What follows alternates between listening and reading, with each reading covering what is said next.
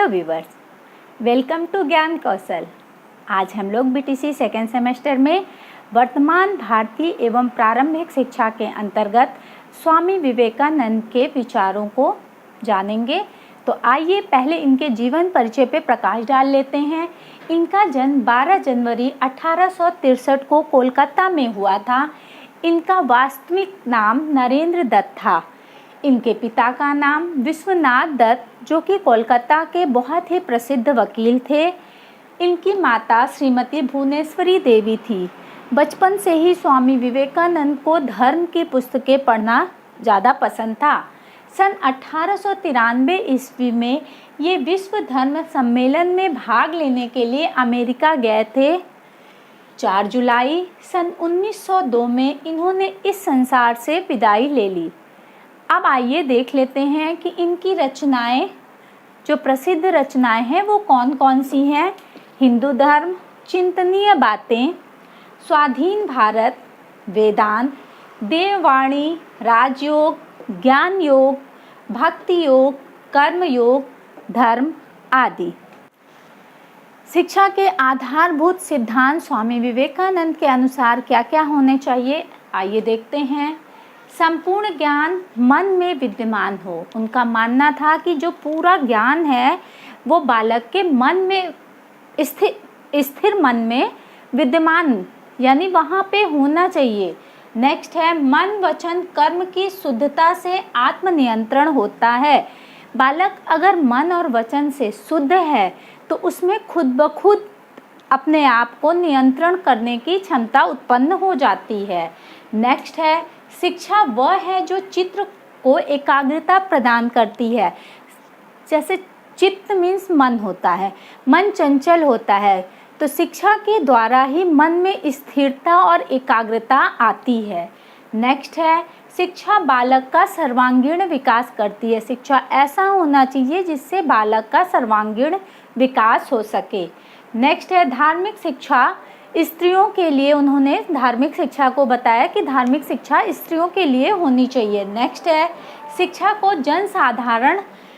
शिक्षा का जनसाधारण में प्रचार प्रसार हो, यानी जनसाधारण को शिक्षा मिलनी चाहिए। तो जब तक प्रचार प्रसार नहीं होगा तब तक वो जनसाधारण तक शिक्षा नहीं पहुंच सकती है।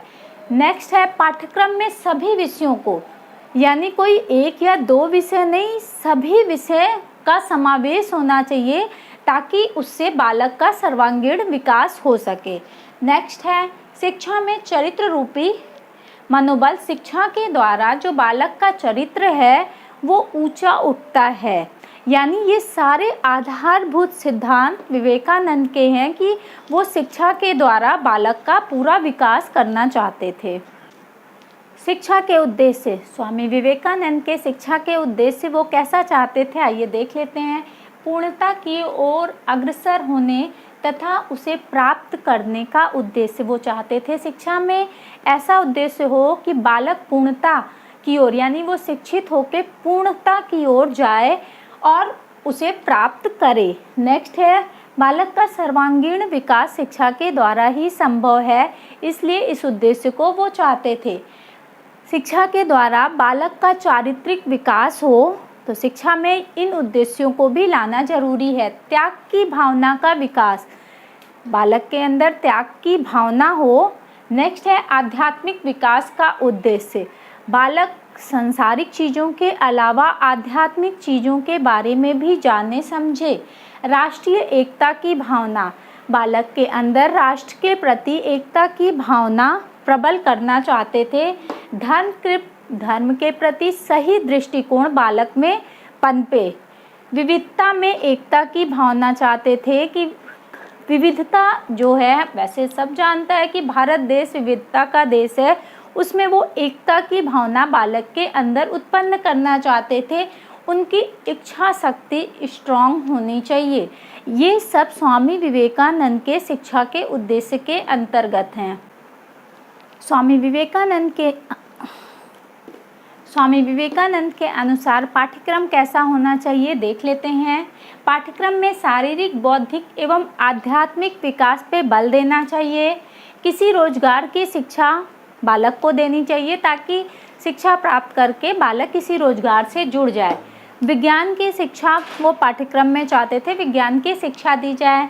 पाठ्यक्रम में क्रियात्मक कार्य यानी पाठ्यक्रम में कार्य करने की चीज़ों पे प्रोत्साहन देना चाहिए, ऐसी चीज़ों को रखना चाहिए विद्यार्थियों की आवश्यकता अनुसार।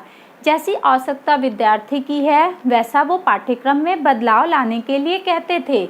इतिहास, भूगोल, विज्ञान, साहित्य और धर्म की शिक्षा पे बल देते थे कि इन सबों की शिक्षा जरूर देनी चाहिए। रोजगार के लिए वो चाहते थे कि खेती, धंधा या क्रियात्मक कार्य बालक सीखे ताकि शिक्षा के बाद वो रोजगार में लग जाए। मातृभाषा एवं संस्कृत भाषा पर उनका था कि मातृभाषा और संस्कृत भाषा बच्चों को बताई जाए, पाठ्यक्रम में हो, क्योंकि मातृभाषा से बालक जल्दी से चीज़ों को सीख लेता है। इंग्लिश भाषा और पाश्चात्य विज्ञान पर भी उन्होंने जोर दिया था कि पाठ्यक्रम में इंग्लिश भाषा की भी अनिवार्यता बताई। स्वामी विवेकानंद के अनुसार शिक्षण विधियाँ कैसी होनी चाहिए? इनके अनुसार धर्म ही शिक्षण विधियों का आधार होना चाहिए, यानी धार्मिक शिक्षा उनकी शिक्षण विधियों में थी।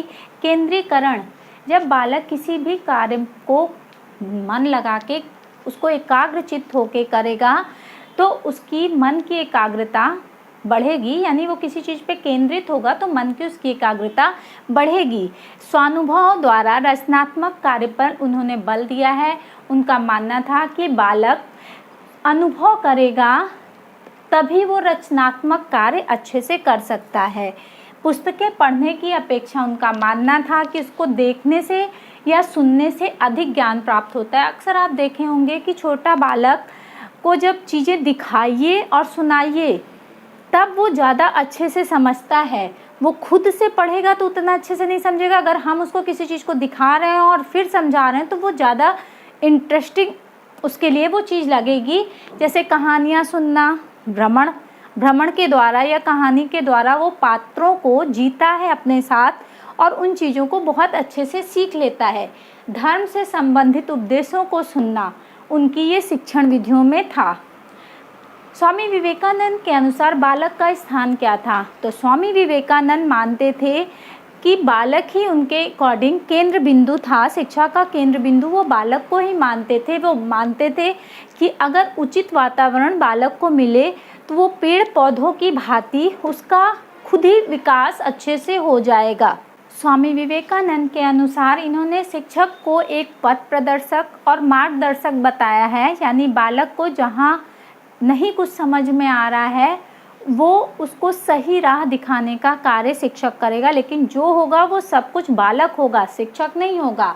इन्होंने माना है कि शिक्षक को भौतिक एवं आध्यात्मिक दोनों प्रकार का ज्ञान होने से वो बालक में आध्यात्मिकता और भौतिकता का ज्ञान डाल सकते हैं। विद्यालय का स्वरूप विवेकानंद के अनुसार कैसा होना चाहिए? तो वो मानते थे कि शहर के कोलाहल, बहुत ज़्यादा शहर में शोरगुल, शहर के कोलाहल से दूर वो गुरुकुल प्रणाली के समर्थक थे कि गुरुकुल प्रणाली में रह के बालक का विकास अच्छे से हो सकता है। तो विद्यालय का वातावरण वैसा ही होना चाहिए जो हाँ शांति और प्राकृतिक चीज़ें ज़्यादा हो। विद्यालय में व्यायाम, खेल कूद, भजन कीर्तन, यौगिक क्रियाओं का प्रबंध होना चाहिए जहाँ बालक अच्छे से चीज़ों को समझ सके और शांत माहौल हो। अनुशासन के उसमें उनका मानना था कि बालक को शारीरिक दंड ना देके बल्कि उन्हें पूर्णतः स्वतंत्रता देनी चाहिए ताकि वो स्व अनुभव के द्वारा खुद से अनुशासित हो सके। स्वामी विवेकानंद के अनुसार शिक्षा के विभिन्न पहलुओं में हम देख लेते हैं, वो 4 तरह की शिक्षा चाहते थे। तो पहला जनसाधारण की शिक्षा। वो जानते थे कि भारत में गरीबी को दूर करने के लिए हर एक व्यक्ति को शिक्षित होना ज़रूरी है, इसलिए वो जनसाधारण की शिक्षा पे ज़्यादा जोर देते थे। स्त्री शिक्षा, वो स्त्रियों को शिक्षित करने पे जोर देते थे। वे चाहते थे कि स्त्रियों को धर्म की शिक्षा दी जाए, सिलाई, कढ़ाई, पाक कला, शिशु पालन, इतिहास, कला, पारिवारिक जीवन के सिद्धांत, गृह विज्ञान आदि उनके पाठ्यक्रम में सम्मिलित किया जाए। व्यावसायिक शिक्षा, वे व्यावसायिक शिक्षा के पक्षधर थे। वे चाहते थे कि बालक पढ़ के किसी न किसी व्यवसाय से जुड़ जाए जिससे हमारा भारत देश ज़्यादा उन्नत कर सके, क्योंकि व्यवसाय से व्यक्ति नहीं जुड़ा है तभी गरीबी की ओर ज़्यादा आ रहा है।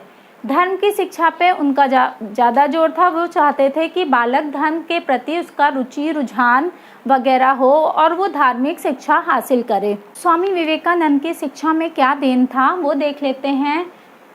शिक्षा का विकास बालक के भीतर से हो। स्वामी विवेकानंद ये चाहते थे कि बालक को शिक्षित ऐसा करें कि उनका विकास अंदर से हो, न कि ऊपर से ही उसके पहनावा बोलचाल में ही हो, अंदर से बालक शिक्षित ना हो। वो ऐसा नहीं चाहते थे। वो चाहते थे कि शिक्षा के द्वारा बालक का अंतर्निहित विकास हो सके, उनका चरित्र उत्तम हो, शरीर एवं मन को सुदृढ़ बनाए। स्त्री शिक्षा के वो पक्षधर थे। वो चाहते थे कि स्त्रियों को शिक्षित किया जाए। शिक्षा ऐसी होनी चाहिए जो जनता के भाषा में हो, यानी ऐसी शिक्षा नहीं देनी चाहिए जो जनता को समझ में ना आए। उनकी भाषा के अकॉर्डिंग अगर शिक्षा दी जाती है तो जनता को समझ में आएगा। अध्यापक एवं छात्रों के मध्य वो व्यक्तिगत संपर्क चाहते थे, ताकि बात के द्वारा अध्यापक अपनी चीज़ों को जब बालकों तक रखे तो बालक अच्छे से समझ सके। तो व्यक्तिगत संपर्क रहेगा तभी वो समझ सकता है। शिक्षा बालक की क्षमता के अनुसार हो, यानी बालक की आयु तो कम है लेकिन शिक्षा आयु से ज़्यादा की होगी तो बालक समझ नहीं पाएगा, इसलिए उसकी क्षमता देखते हैं, उसकी आयु देखते हैं, उसके अनुसार शिक्षा दी जाए। रामकृष्ण मिशन की स्थापना भी इन्होंने की थी, जिसका कार्य था शिक्षा के विभिन्न भागों में वो शैक्षिक संस्थाएं चलाते थे। पुस्तकालय, वाचनालय, अस्पतालों की भी स्थापना रामकृष्ण मिशन के तहत हुई है। अभी भी बहुत से जगहों पे रामकृष्ण मिशन के अस्पताल व पुस्तकालय वगैरह हैं। वो आपदा के समय राहत कार्य का काम भी रामकृष्ण मिशन के तहत होता था। अगर ये मेरा वीडियो आपको पसंद आया हो तो इसे लाइक, सब्सक्राइब और ज़्यादा से ज़्यादा शेयर करें। Thank you.